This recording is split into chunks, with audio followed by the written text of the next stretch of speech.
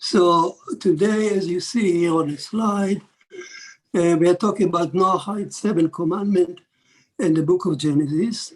We continue. And today, we talk about idolatry in chapter 1. And class 1, as it says here, class 1 is idolatry, Elokim. Now, we're talking about, this will be the name, official name of our class for the record. Okay. So, if Noah's first law, idolatry, is seen in Genesis chapter 1. You remember last time we discussed how the frame of our classes, we're going to move in the book of Genesis from one commandment to the next one through as presented by the book of Genesis. And as it happened, idolatry, which is Noahide commandment number 1, is presented in depth by chapter 1. So the question is, where is it in chapter 1? Where is idolatry mentioned in chapter 1? Let me remind you that this is not a talk for a theologian or a professor at Harvard or something like that. We are dealing with a basic ID card of Noahide. Since Noahide claimed to hold the 7 commandments of Noah, and the first commandment is idolatry, so it behooves every Noahide, actually every American, every person on earth, in fact, to know what idolatry is, to be familiar with the concept, and to not to delegate it to something archaic, passe, that deals only with the foolish idolatry of wood and stone. No, idolatry is much more than that, and it's the first commandment out of the 7 that is your charter of the Noahide. So where the question is, in chapter 1, where you can find a reference to idolatry. And the fact is, if you look at the chapter, it describes creation, it describes God, and there is one verse that describes creation of Adam. And it says in plural, let us make Adam in our form, in our image.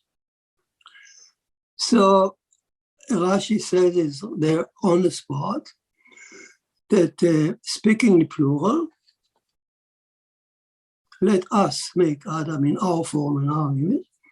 Speaking in plural, God, or the Creator, opened the door for idolaters to think that there is more than one Creator. He speaks in plural. I know one can say it's a royal plural. We, the King of England. But we, the King of England, actually means that the king is surrounded by counselors, that he is not acting as a tyrant. So that's why we, plural, is royal. But here also, when he speaks in plural, let us make in Adam in our form and image, it implies that he is a king. He speaks in plural and royal, as a royal king, and he has counselors around him. So who are those counselors? Are they powerful? And Rashi says that yes, he opened the door for idolaters to think that speaking plural means that there is more than one creator. These counselors may be very powerful. So here we found in entire chapter 1 is a source of idolatry that we are looking for. Now, what does it mean, speaking plural, opening the door for idolatry? So here, we can derive from here at least 3 meanings to what idolatry is all about.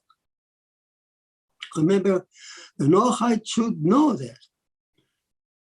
This is every Noahide, if you stop him on the street, ask him the 7th commandment. So please tell me what idolatry is. Why you brag about to be a Noahide and support the idolatry commandment? What is idolatry? So according to chapter 1, the simplest meaning of that verse speaking in plural is, of course, that God, that the Creator is more than one, that he has some entities that are powerful. Like he has the simplest meaning, you can say he has a son, he has a brother, he has a father, he has a wife. Oh, the ancient myths were full of that. Like, for instance, take Augustus Caesar, the Roman Augustus Caesar. He was revered as the son of God. So was Alexander the Great. He dared to go to these vast territories that he conquered, and he feared no death because he was told that he is the son of God. And so was Caligula, a god or a son of God. And so was Pharaoh by the Egyptian mythology. So the idea that God has a family or son or wife, it's very permeated the ancient world, and it's considered sheer idolatry. And that's the simplest meaning of he opened the door to idolaters by speaking plural. He presents the whole family, 1 or 2 or 3. Who knows? Now, of course, there is a wider definition of what idols mean. Come from the verse. We're talking about that verse. And what can be an idol? Here is another definition of idol come out from that verse. An idol is whoever, any entity that the Creator consulted with in the making of Adam. Speaking plural. So they are potential partner or creating, they are partners, partnership in creation, creating Adam, partners. So in rabbinical literature, there is a vast reference to the idea of describing what idolatry means in terms of people believe in God, but also in his partners. Those partners can be inferior or the same power or even superior to God. You know? Yes, there is. For instance, I'll give you an example, Melchizedek. When you meet Abraham, later on in Genesis, Melchizedek bless Abraham and says, blesses Abraham to the superior God. Wow, superior God means there are inferior gods. So Melchizedek, according to the text, believed in not in one God, but in also God in God partners. Yes, there is one supreme God, but there are some entities that are inferior that also should be worshipped and pleased. So that's the idea of partners of God. So the first idea is kind of God family. son, mother, father. The next one is partners. And who are those partners? Are identified by the verse. When he speaks in plural, let us make Adam.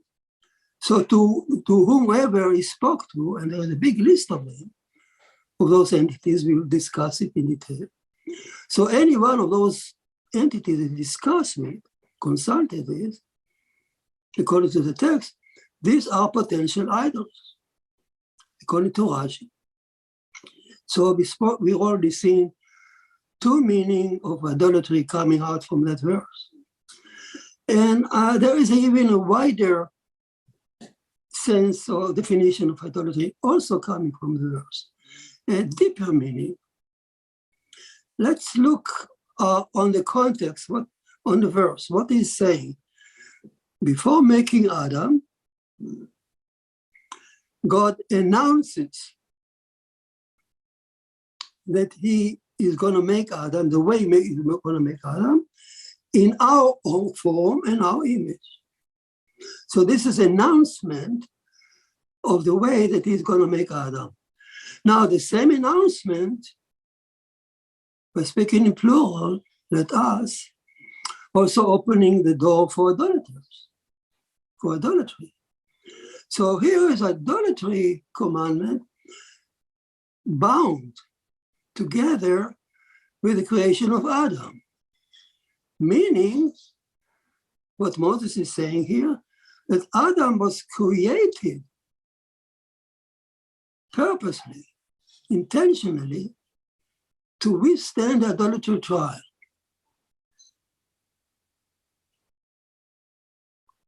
So idolatry is not just another commandment, like adultery or theft. Idolatry is something unique.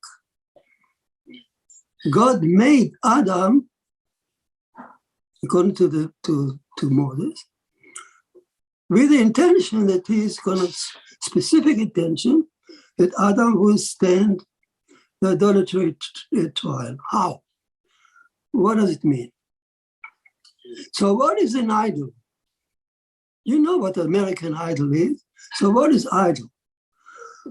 Obviously, an idol is something that we adore so much. We love. We are enchanted with. We something that we would even surrender our life to, if needed. The idol, in a daily meaning. So Adam is now made in order to stand the idolatry trial. So God planted in us, who made us to be fascinated, to love, to fall in love, to be enchanted, to be adored so much, to fear, to be happy with, so much with some entities, that so much that they can adore them and fall in love with them and accept them as our gods. And that's perhaps the deepest meaning of idolatry. Yeah, idolatry for the ancient man in the cave was something that he feared. Later on, maybe something that he danced with excitement with. He was fascinated by looking at nature, seeing trees, seeing the mountains, seeing the sea, the powerful sea. To be fascinated by the beauty of it. So that capacity of us, to be enchanted, to be enchanted so much with entities, to be fascinated by beauty. It is a tremendous gift from the Elokim, from the Creator. He made us, he planted those features in us to enrich our lives. How dull our life would have been without being enchanted by something, by loving something, music, art, science. our spouses. This enrich our life, even enchanted by ideas. But so these are precious gift by God when he made us. But Moses is saying that he made us, he gave us those very gifts in such a way that they can serve as a potential nidus or source for idolatry. In other words, we can be enchanted so much by science that we'll worship it. We will enchanted so much by the tree that we will sacrifice animal for it, and so on. But the source of it is our being enchanted, fascinated, falling in love with some entity which is good by itself. This is enriching our life, this is the presence. But at the same time, it serves as a source for idolatry. So idolatry, as you see, is not just a foolish error of worshiping wood and stone that is actually passé. Nobody in his mind today would really believe in those stones. And even in ancient, in the Far East, when they still worship Buddha or a kind of statue, but really they do it only as a heritage, not really believing in their power anymore.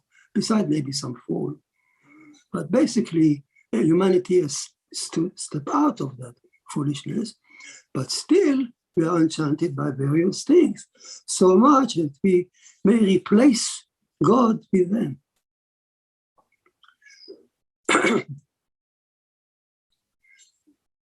So you can say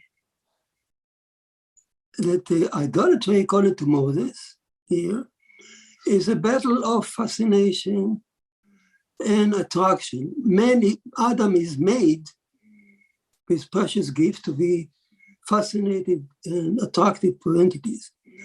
So there's a battle here. Either Adam is enchanted and fascinated by God or by idols. There is a battle. Adam has to choose. And in fact, this is what Moses is saying in the Ten Commandments. Exactly that idea. Because what is it? The first commandment of the 10? God says, I am the Lord your God who took you out of Egypt. He presents himself. That's number one. And number two, he says, thou shalt not have other God beside me. A list of idols. So first he presented himself, then he presented the idols, as man has to choose between them.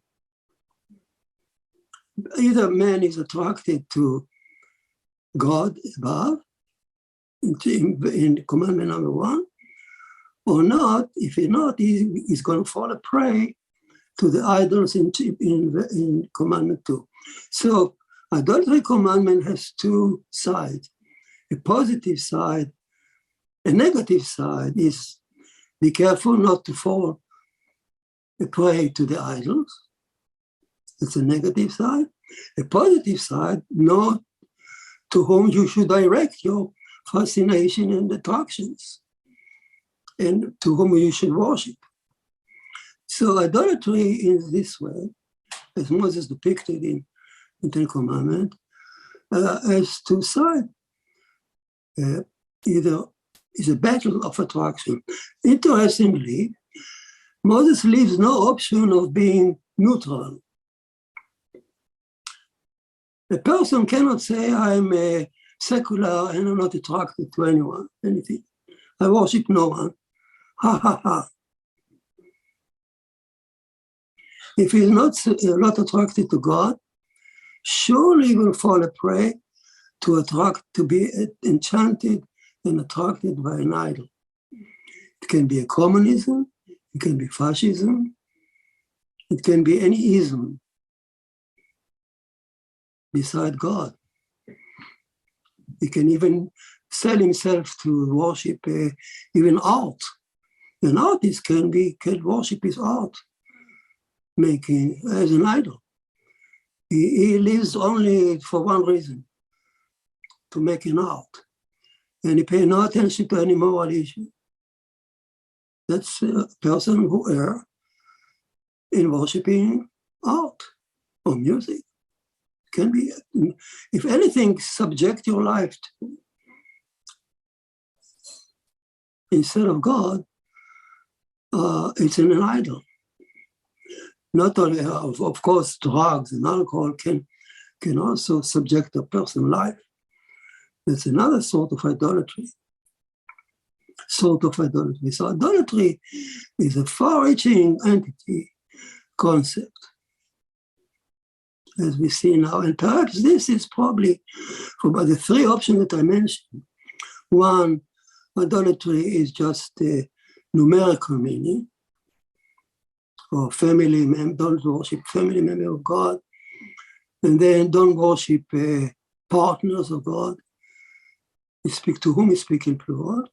The third one is paying attention to the way Adam is made.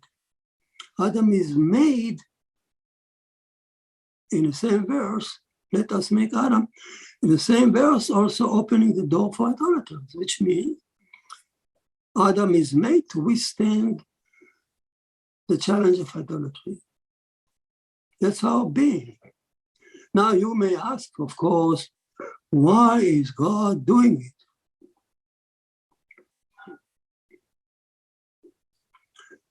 Why does God need to make Adam in such a way that he will be fallen prey to idolatry?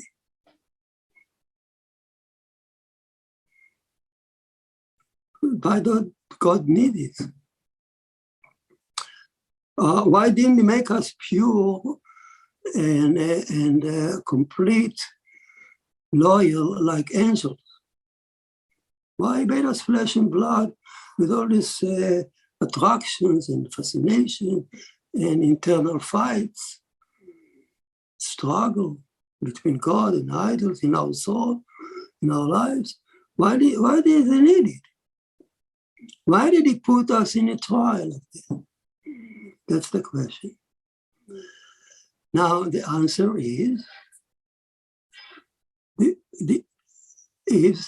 the nature of God, or the meaning of God as depicted in chapter 1.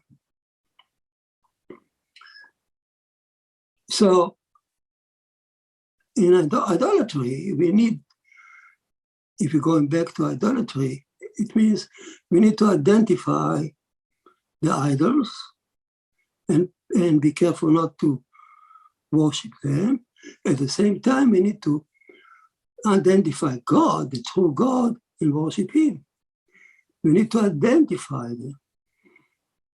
So who is a God that is identified by chapter 1? Who is a speaker here who said, let us make Adam in our form, in our image? So who is a speaker? Who is God? In English, you would say, the speaker is God, because God says, because the verse says in the beginning, at the beginning, God created heaven and earth. So who is that? If you ask, again, the core question is, why does he need it? So if I look at verse 1 and I say, who is the speaker here? It says, God, at the beginning, God created Adam at the heaven and the earth. And it continues. Verse 1, God says, let it be light. God said this, God said that. And finally, God said, let us make Adam. So why God needed? I don't know. The word God doesn't tell me anything. God is just a term. English God is a term that expresses awe, reverence, but it's not specific to anything. God made us. Why did he make us to stand a trial? I don't know. I cannot tell from the English text. But if you look at the Hebrew text, it doesn't say God made, at the beginning God made Aviner. He uses another term, which is completely lost in English translation, which completely ignore it. It says at the beginning, Elokim, Elohim, created the heaven and earth, and throughout the chapter 1, there is no, in Hebrew, there is no God. It's only Elohim, Elokim speaking. Now, who is that Elohim? Elohim is a simple Hebrew term for the judge. Here we are talking about the Almighty Judge. So who created the heaven and earth? The Judge. Almighty Judge.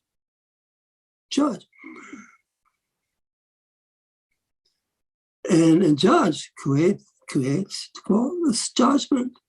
That's what he does for a living, so to speak. Now we got an answer. Why did God made us to stand idolatry trial and other trials? But here in chapter 1 is idolatry trial. Why does he made us in such a way that we be fascinated and attracted to the idol? Because he is a judge, and he made Adam to stand judgment. Now everything settled down. Now we understand why we are here, and we need to stand a trial made by, set up by Elokim, the Creator, who created the universe, heaven and earth, for a trial. Now, the term Elokim referred in Hebrew, it refers also to a human judge. In several places in the Bible, you can find the term Elokim used for human judges. Here is referred to God, the Creator, which means that the real term, the real term for the essence of the Creator is not known to us. The concept of the Creator, who he is beyond description, beyond any name. I cannot name the true essence of God. It's beyond human conception. We are limited. But the Torah is saying that at the time of creation, he ascended on the throne of judgment to create.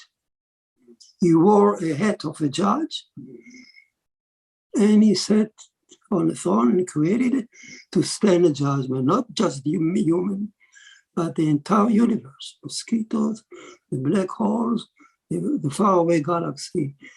Everything stands on judgment, for judgment.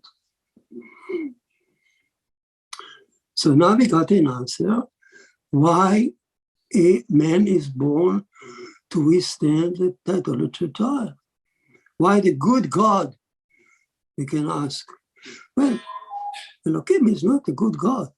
He's a judge. If somebody wants in your neighborhood to be elected for a judge, and you say that he is a merciful one, he's a good guy, he loves you, he loves everyone, you don't want for him. You want a judge to seek the truth, to pass judgment. So there's no question. So you can ask, why did the good God create Adam? To stand a trial and tribulation, especially idolatry. Don't ask that question because Elohim, Moses is telling you that at the time of creation, God, or the true entity, which we don't even know, cannot put a name on it, selected to sit on the throne of judgment and to create us as he functions, he conducts the affair as a judge.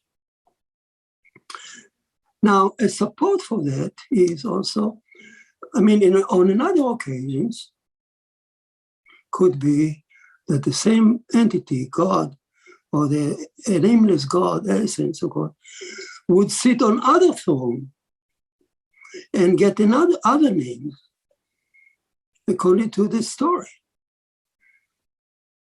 It can be El Shaddai, it can be the merciful one, there are many, many attributes of God that appears to us in the story of the Bible as needed for the story.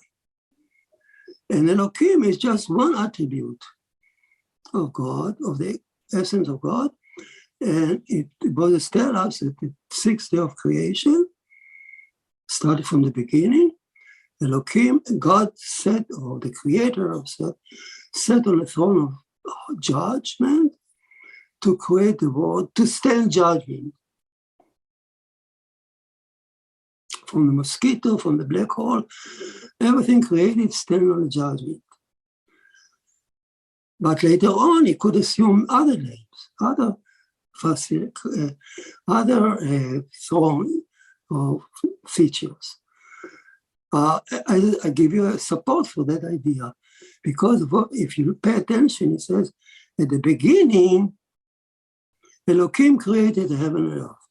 It was only the beginning. Later on, this entity of creator, move on to sit on other throne, like the throne of mercy and other features.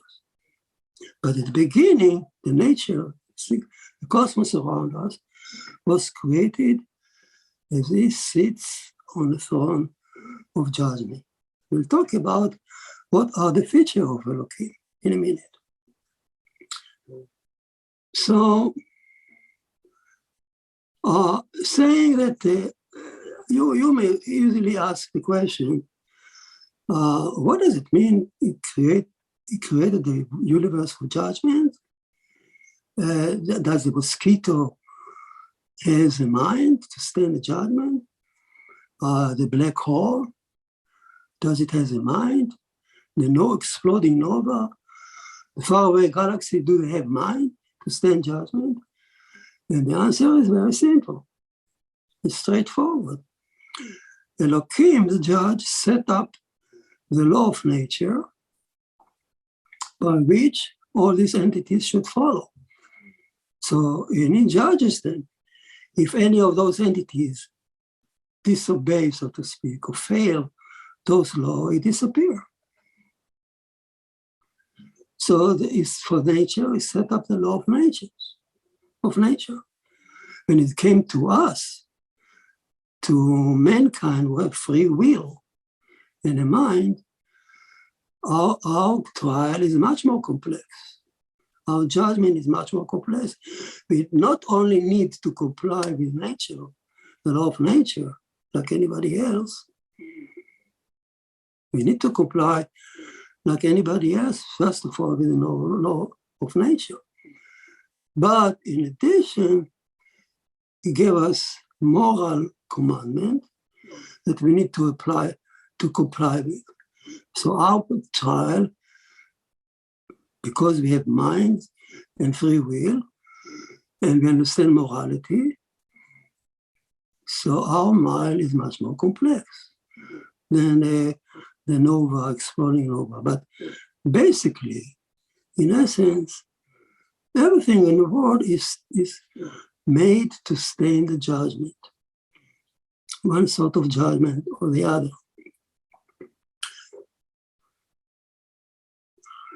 Now, speaking about morality, I want to make a very important point here. Idolatry as a commandment has no moral value. It's shocking. Idolatry, an idolater, an idol worshiper can be a very nice fellow, can be peaceful, can be a nice guy. Why not? He can. So the fact that he's an idolater doesn't necessarily mean that he's a bad person. He's just a sinner in the eyes of Elokim, who demand us to recognize him as one and so on. But otherwise, so he can be morally right. So the issue of idolatry by itself carries no moral value. It doesn't make you necessarily a better person if you're not idolater, if you worship God. Yes, of course. We said last time that being idolater, being a worshiping God, will protect you from falling down, sliding down the commandment to adultery.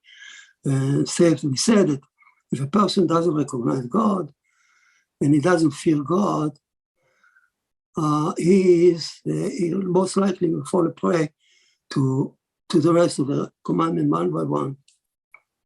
So idolatry in that sense is very important. It's a key, it's a barrier from falling down. But by itself, we should not make an error. We should not deem an idolater necessarily to be a bad person. So his judgment is necessarily on that pure point of idolatry. So that should not mix the issue.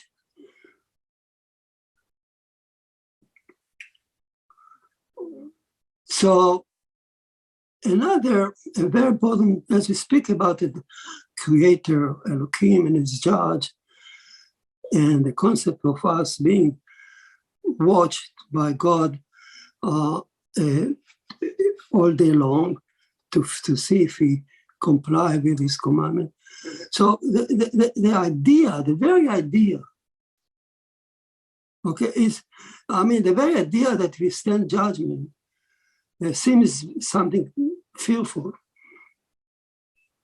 but it's not true. It's the other way around. We are never alone. The idea that God watches us every minute, every day, he is a judge. He created us to stand in judgment. So his angels watch us and write down in the book of life everything we do. And when the time comes and we are standing judgment, the book opens up and everything is read out to the heavenly court. So that's the idea of Rosh Hashanah. Once a year, we are judged every minute, every day, every minute of the day. But once a year, in the anniversary of creation, actually, in the anniversary of that statement, in the beginning, Elokim created the heaven and earth. So we celebrate that moment of the initiation of the universe. And that moment is called Rosh Hashanah, the head of the year. And that's the day that God ascended again on the throne of judgment, as it was at the beginning. And he judges the entire universe, from the black hole to the mosquito, to the crocodile, to mankind. Every creature passed by his eyes, and he decided its fate. And the angel opened up the book, and the book is read by itself, in fact. And every person read out loudly. Whatever you think, whatever you do during the year, it's read up there in the heavenly court. So somebody is watching us. We are never alone. And that's some comfort in that idea that we are never alone. But it also calls us to call us to be responsible for our deeds. Somebody is watching and write down whatever we do. So when we blow the shofar in Rosh Hashanah, the horn, here is a text, I read it for you. Today is the birthday of the world, of creation. Today you ascend again on your throne of judgment. That's what we chant in the synagogue. Today you ascend again on your throne of judgment. When all the creatures of the world pass before your throne, as you examine each and every one of them and dictates their fate for the next year. Wow. So everything I said, it's not me. It's in the book of Rosh Hashanah, which celebrate that moment of creation. So we spoke about, we need to identify Elokim, God. We need to identify the idols clearly.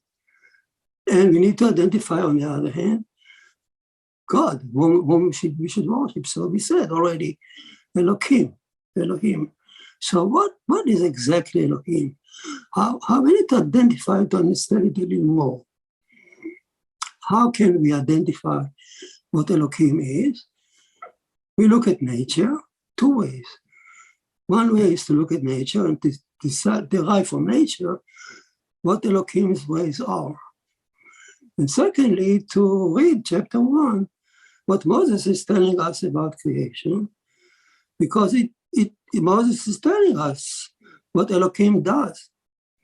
That's why the chapter is written. So if we sum up what we can derive from either from nature or from chapter 1, what are the ways of Elokim judgment? So I can go with few features of Elokim. They are important because the guideline tell us Elokim appears throughout the Bible. If you don't know the feature of Elokim, you can't understand the Bible. Yes, there are other attributes of God. We need to learn about them too. But here is a chance, today is a chance, we focus on Elokim, who appears through the Bible infinitely. All through the Bible. You cannot understand the Bible if you don't understand who is speaking. Elokim is speaking, so now I know who is speaking. So first of all, number one, I say, if you look at chapter 1, he describes what Elokim does. He built nature by 6 days. He's a builder. Very important concept. Elokim is, first of all, builder of nature. He still builds it. It hasn't stopped. And nature is like 6-floor building. And each day is a floor. And as the story goes, in chapter 1, each day is piled up on top of the former one.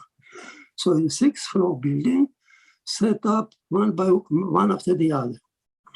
So Elokim is a builder and a judge. Why judge?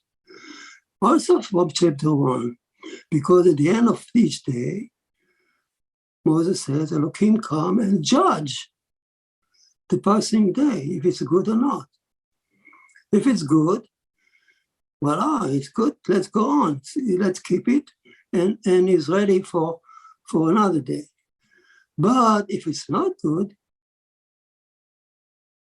it's eliminated with no mercy, because of efficiency. So God creates and eliminates. Rashi says that. God creates and eliminates. Oh, he's not merciful. How can he eliminate the dinosaurs? Why didn't he was merciful on it? You don't ask the judge if he's merciful or not.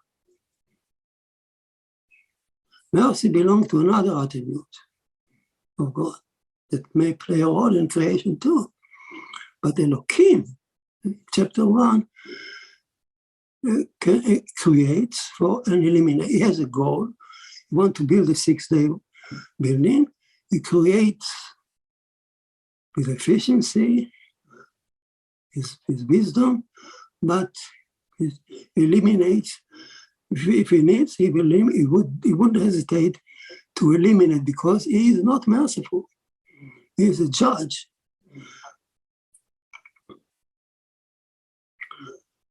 And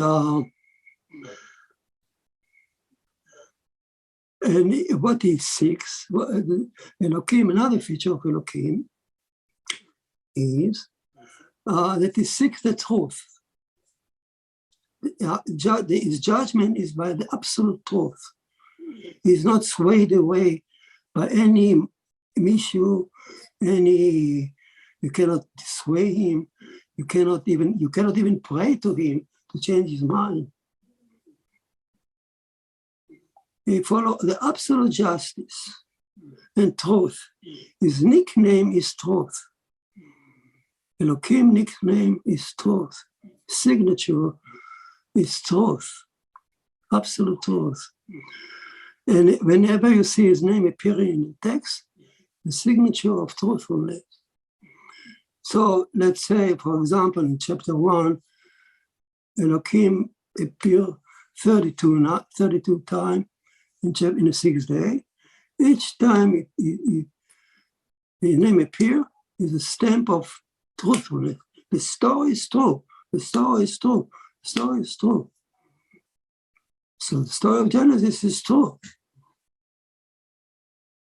32 times God says it's true. And number 3 would say, is because he seeks the truth and he follows the truth, he is paid back measure for measure. You eat and being eaten in their nature. Animal cause pain and feel and then suffer pain. In absolute retribution and justice, no mercy. A wolf will eat the lamb, but a minute later he will walk in the forest and he was struck by a fallen tree. So measure for measure. Men too. We are under that rule. We eat and are being eaten. Don't kid yourself. You're still under this Elokim, creator of nature. When Elokim said, Torah says, tooth for a tooth, an eye for an eye, it says, earlier the verse says it was a signature of Elokim. If you don't pay attention to that, you wonder, what is that? What is this Elokim, eye for an eye, tooth for a tooth? Where is mercy here? Oh, the cruel. This is no. Eye for an eye, tooth for a tooth. Pay attention to who said it. It's written by the finger of Elokim.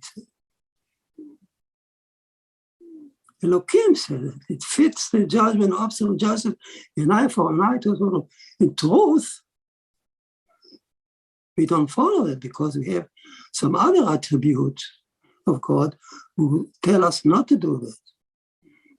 We're going to learn it.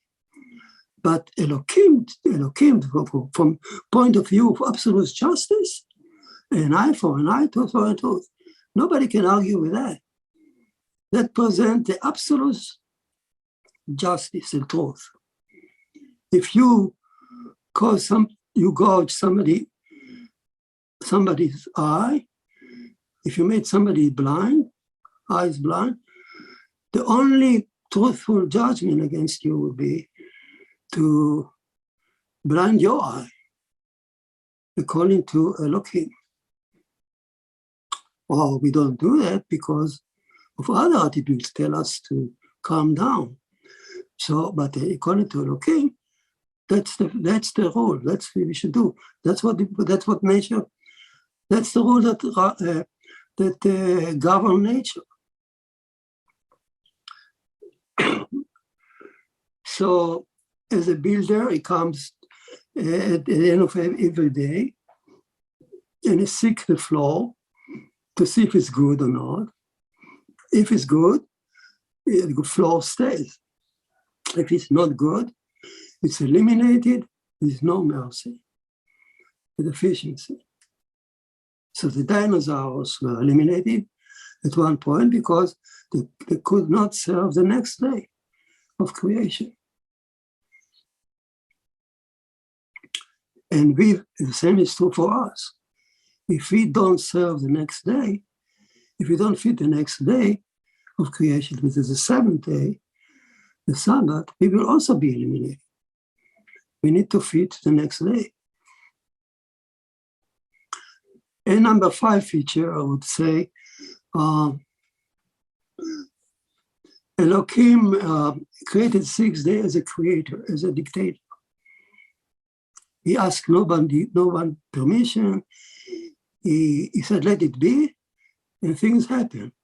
Let it be light, and light happened. So he asked no one permission. He consulted no one during the 6th day. He acted like a tyrant.